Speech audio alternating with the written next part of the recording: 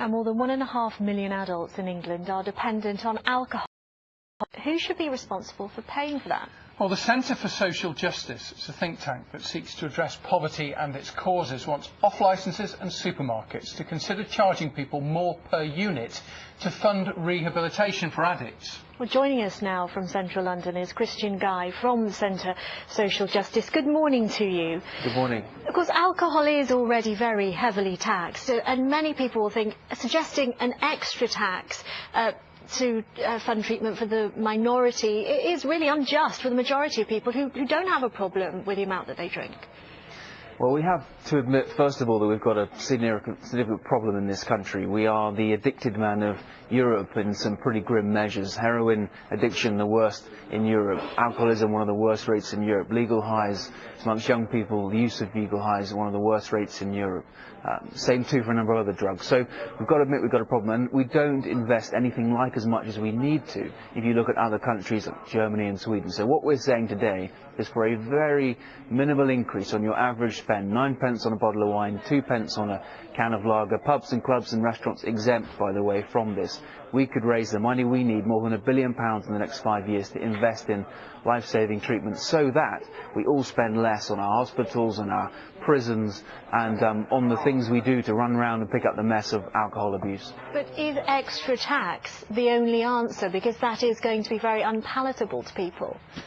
Well, I'm not here to win a popularity contest. I understand that that is a difficult call, but it's necessary. And actually, we spend billions of pounds a year as it is. So a small upfront investment from here will make a big difference. At the moment, there's so much spending that is wasted. So we think we can do a lot more also to use the existing spend, but we don't have enough. Even if we use all that money, we are still way short of effective treatment. And so that's why we need a bit more money, very pockets of people spending a bit of money on a bottle of wine, but the investment and the return on that investment would be fantastic for this country.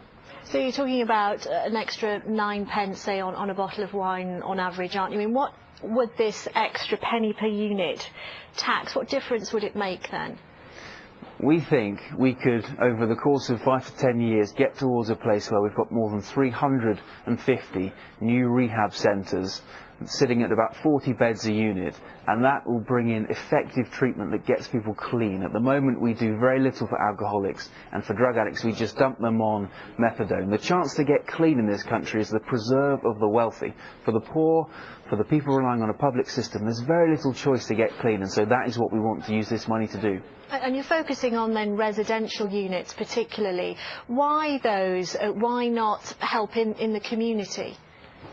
Well, the best of the residential units are rooted in the community. The lady who chaired this review runs a fantastic rehab centre, funded actually by a local brewery, and that is in the high street. It's got move-on houses. It's rooted in that real world. We're not talking about the house on a hill, unrealistic environments. The best of them, and they're getting, by the way, more than 70% of the people who go through them in the end clean and staying clean. The best of those are rooted in that real world, in communities, and so it's not an unrealistic vision here that we're pushing. Okay, Christian Guy, Director of the Centre for Social Justice, thanks very much. The Department of Health say they have no plans to put more duty on alcohol. Instead, they say they're giving councils more than £5 billion to help them fund treatment courses. So that's the view from the Department of Health. You may have your own view, though. We'd like to hear what